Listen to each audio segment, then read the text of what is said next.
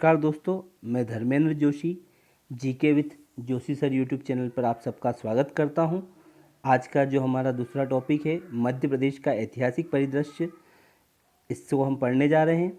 सबसे पहले बात करते हैं मध्य प्रदेश में हुए उत्खनन और पूरा शोधन उपरांत उपकरणों की बनावट के आधार पर प्राग ऐतिहासिक काल को निम्नानुसार बांटा गया है।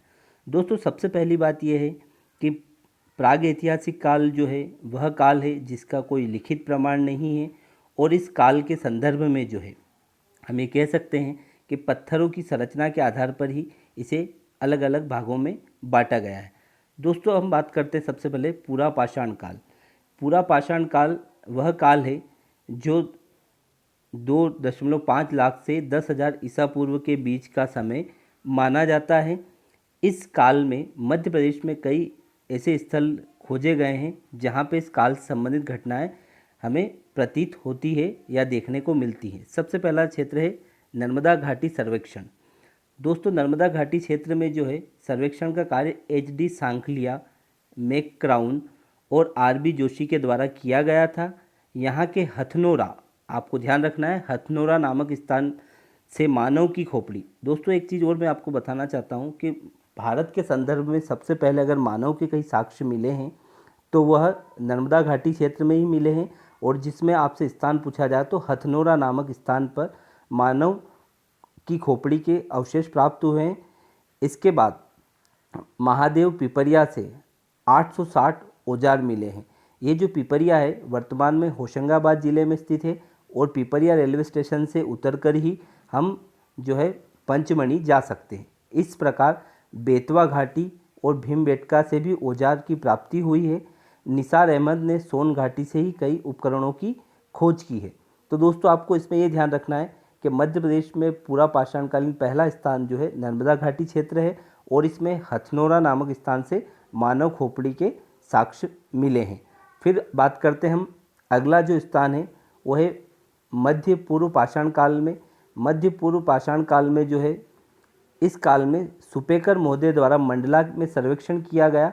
मंडला में, अब मध्य पाषाणकालीन स्थल में अगर हम हमसे पूछा जाए तो मंडला में इसका सर्वेक्षण किया गया। इस काल के प्रमाण सोन घाटी, मंदसौर, नाहरगढ़, इंदौर और सीहोर तथा भीमबेटका से प्राप्त हुए हैं। दोस्तों, अगर क्वेश्चन पूछा जाए कि भीमबेटका की गुफा किस काल की है तो मध्य पूर्व पाषाण काल में इसकी खोज हुई, इससे प्राचीन गुफा यह मानी जा सकती। फिर तीसरा आता है आपका उच्च पूर्व पाषाण काल। इस काल में जो है उपकरण भीमबेटका, रीवा, सोन घाटी क्षेत्र और शहडोल जिले से प्राप्त हुए हैं।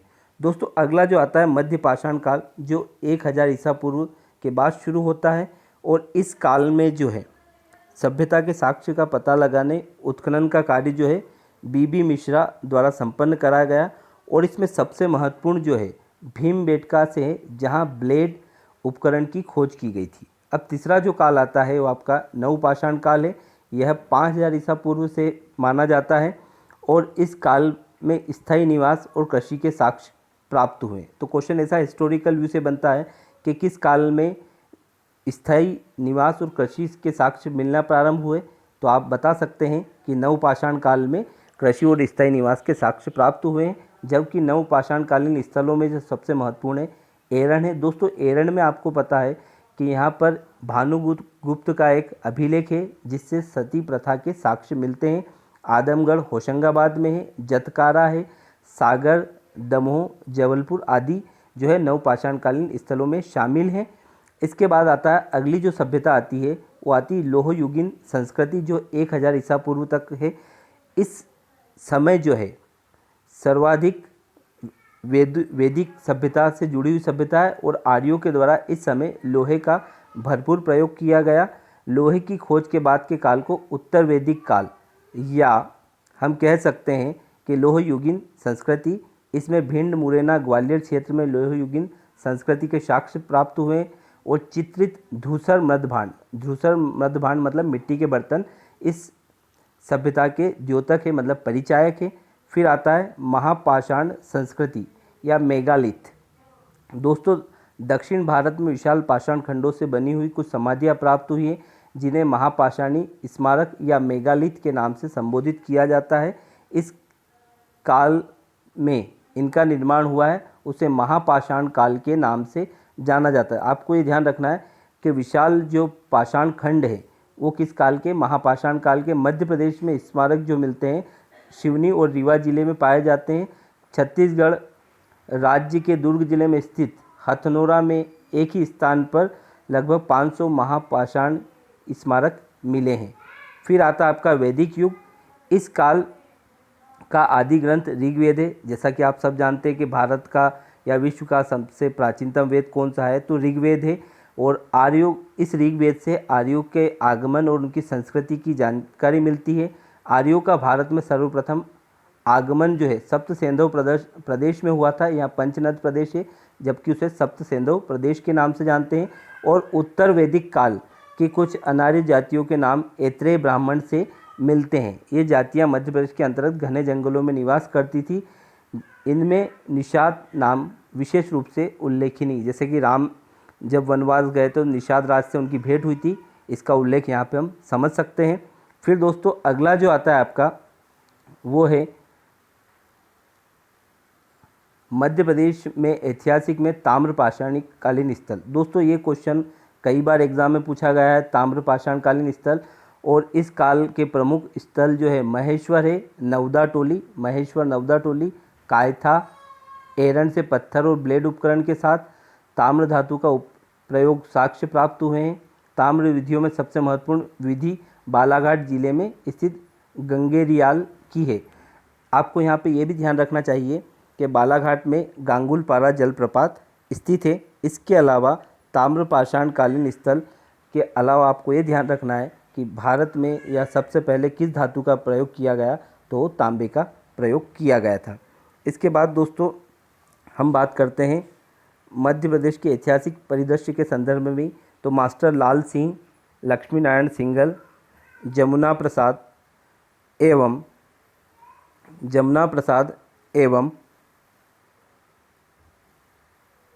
उद्धवदास मेहता ने और पंडित चतुरनारायण मालवीय के नेतृत्व में भोपाल राज्य हिंद सभा की नींव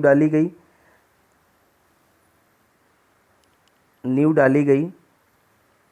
इसके अतिरिक्त दोस्तों इसके बाद जो है मध्य प्रदेश में कई ऐतिहासिक परिदृश्य या घटनाएं रही, पर सबसे महत्वपूर्ण अगर हम परीक्षा उपयोगी तथ्यों को जानें तो मध्य प्रदेश में 1857 की क्रांति और उनके स्थल जहां से क्रांति हुई और जहां पे क्रांति का नेतृत्व किया गया वो महत्वपूर्ण बिंदु है। तो इसमें हम बात करते हैं सबसे पहले शेख रमजान। दोस्तों शेख रमजान जो है इन्होंने क्रांति का नेतृत्व जो है सागर से किया था और अश्वरोही सैन्य टुकड़ी इनके पास थी। फिर आता शंकर शाह।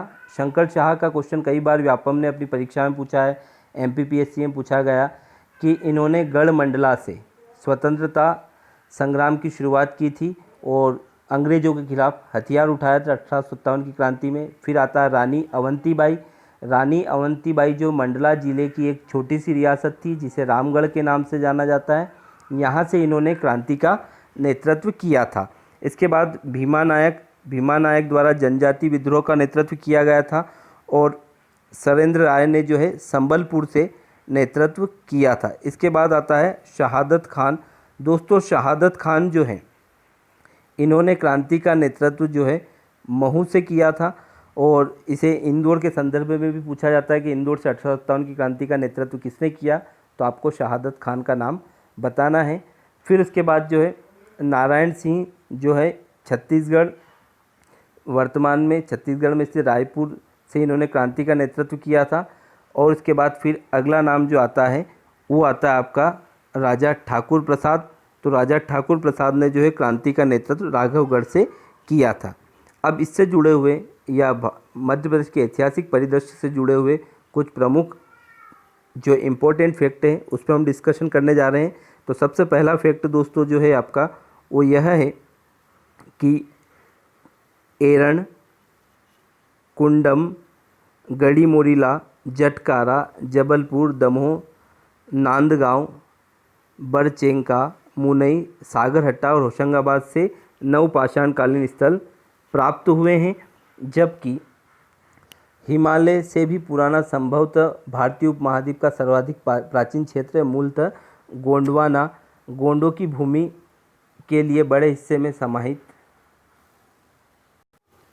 दोस्तों, जैसा हिमालय से भी पुराना संभवतः भारतीय उपमहाद्वीप का सर्वाधिक प्राचीन क्षेत्र एवं मूलतः गोंडवाना और गोंडों की भूमि के एक बड़े हिस्से को समाहित करने वाले भूप्रदेश आज का आधुनिक मध्य प्रदेश है। मध्य प्रदेश के सीधी, मंदसौर तथा खंडवा से पूर्व पाषाणकालीन स्थल प्राप्त हुए हैं, जबकि मध्य प्रदेश के नागदा, नवदा, टोली, कायथा, आवरा जो है मंदसौर डिस्ट्रिक्ट में आता है, आवरा, एरंड, बेसनगर विदिशा का प्राचीन नाम है, आदि स्थलों के उत्खनन से ताम्रपाषाण युग के अवशेष प्राप्त हुए हैं। इसके बाद बात करते हैं प्राग ऐतिहासिक काल के अवशेष मध्य प्रदेश में रायसेन जिले से मिले हैं, और रायसेन जिले में सबसे प्रमुख है भीमबेटका, जो विश्व का सबसे बड़ा भित्ति चित्र है। इसके बाद छनेरा, नेमावर, माजावाड़ी, महावर, देवगांव, हाल्डिया, कबरा और पंचमढ़ी आदि से प्राग ऐतिहासिक काल के अवशेष प्राप्त हुए हैं। दोस्तों, मध्य प्रदेश में नर्मदा घाटी क्षेत्र में महेश्वर और नवदा टोली से सिंधु सभ्यता और ताम्रपाषाण संस्कृति के प्रमाण भी हमें प्राप्त हुए हैं। इसके बाद अगला जो महत्वपूर्ण है कि भारत में जितने भी शिलाश्रय पाए गए हैं, मतलब अभी तक जितनी भी चट्टानी संरचना पाई गई हैं, उनमें मध्य प्रदेश में पाए जाने वाले शिलाश्रयों की संख्या सबसे अधिक है। शिलाश्रय को गुहा चित्र अंकित है, जिसमें भीमबेटका में पशु पक्षियों का शिकार और जानवरों की लड़ाई को प्रदर्शित किया गया। दोस्तों, ये सबसे महत्वपूर्ण इम्पॉर्टेंट टॉपिक है कि भीमबेटका में पशु पक्षियों का शिकार और जानवरों की लड़ाई को प्रकट किया गया है, जबकि उज्जैन के मंगलनाथ को पृथ्वी का केंद्र माना जाता है। भीमबेटका की खोज, ये सबसे इम्पोर्टेंट क्वेश्चन कई बार एमपी स्तर की परीक्षा में पूछा गया है कि भीमबेटका की खोज किसने की, तो विष्णु वाकणकर द्वारा भीमबेटका की खोज की गई है। नागदा में पुरातात्विक स्थल उज्जैन प्राप्त हुए हैं, जो उज्जैन जिले में चंबल नदी के किनारे स्थित है, और हाल ही में नागदा को राज्य का 53वां जिला बनाने की कवायद की गई थी। इसके बाद जो है मध्य प्रदेश में महापाषाणकालीन स्मारक सीधी तथा रीवा जिले में है, और दंडकारण्य वन का नाम इक्ष्वाकु के पुत्र दंडक के नाम पर पड़ा है। यही वंश जो है राजा राम से जुड़ा हुआ है। फिर मध्य प्रदेश के वतन काशी, चेदी, कारुष और दशांडे आदि क्षेत्रों का महाभारत के युद्ध में उल्लेख हुआ है। उसके बाद मौर्यकालीन सभ्यता के अवशेष मध्य प्रदेश के दतिया जिले से प्राप्त होते हैं, जिसमें गुर्जरा अभिलेख स्थित है, और इसी गुर्जरा अभिलेख से अशोक का नाम अशोक था, इसकी जानकारी हमें प्राप्त होती है। पुष्यमित्र शुंग ने विदिशा को अपनी राजधानी बनाया और सांची स्तूप के तोरण द्वार का निर्माण करवाया, जबकि सांची स्तूप का निर्माण जो है सम्राट अशोक ने करवाया था। इसके बाद दोस्तों कारुष देश जो है वर्तमान मध्य प्रदेश में रीवा के आसपास बघेलखंड के नाम से जाना जाता है। अगर आपसे क्वेश्चन पूछा जाए कि बघेलखंड का प्राचीन नाम क्या है, तो कारुष प्रदेश हम बता सकते हैं।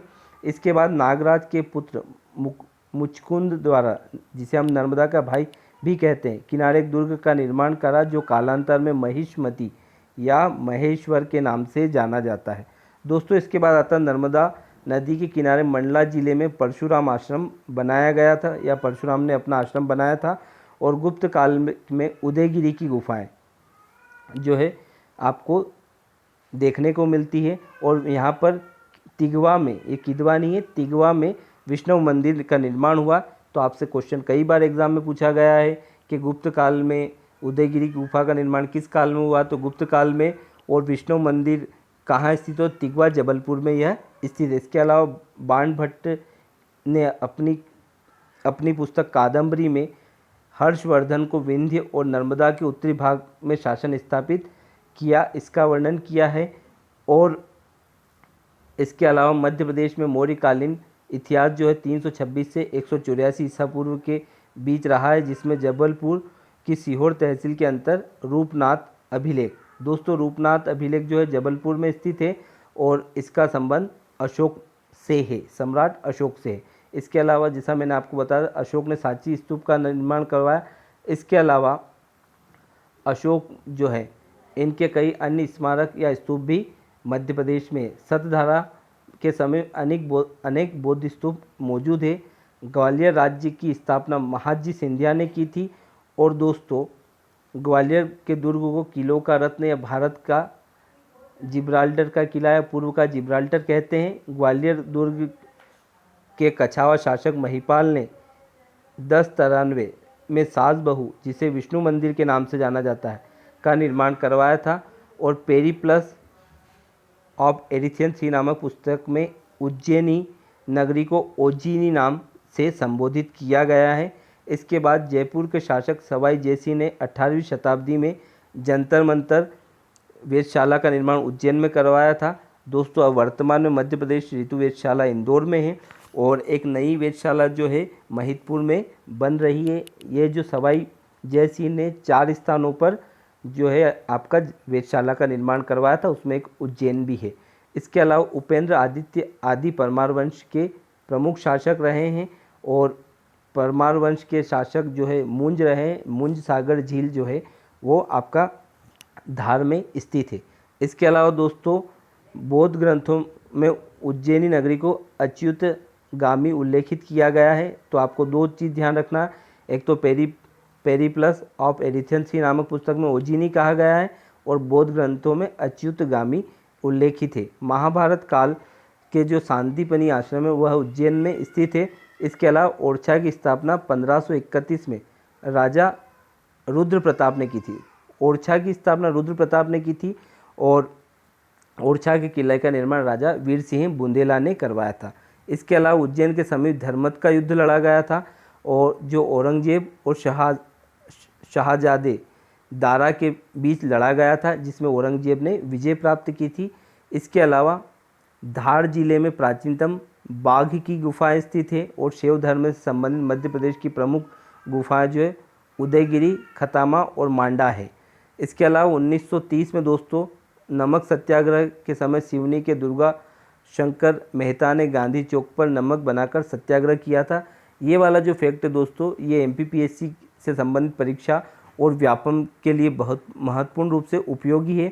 इसके अलावा मध्य प्रदेश विदर्भ क्षेत्र से 1956 में अलग किया गया और विदर्भ को महाराष्ट्र में शामिल किया गया। दोस्तों, इसके बाद जो है अन्य कई महत्वपूर्ण बिंदु है, जैसे हम कह सकते हैं कि मध्य प्रदेश का जलियांवाला बाग कांड। तो ये जितने भी आपके और हिस्टोरिकल व्यू है, इसको हम अगली कक्षा में करेंगे। आपको वीडियो कैसा लगा, आप लाइक एंड शेयर करें और ज़्यादा से ज़्यादा इसको दोस्तों को शेयर करें और सब्सक्राइब करें। धन्यवाद।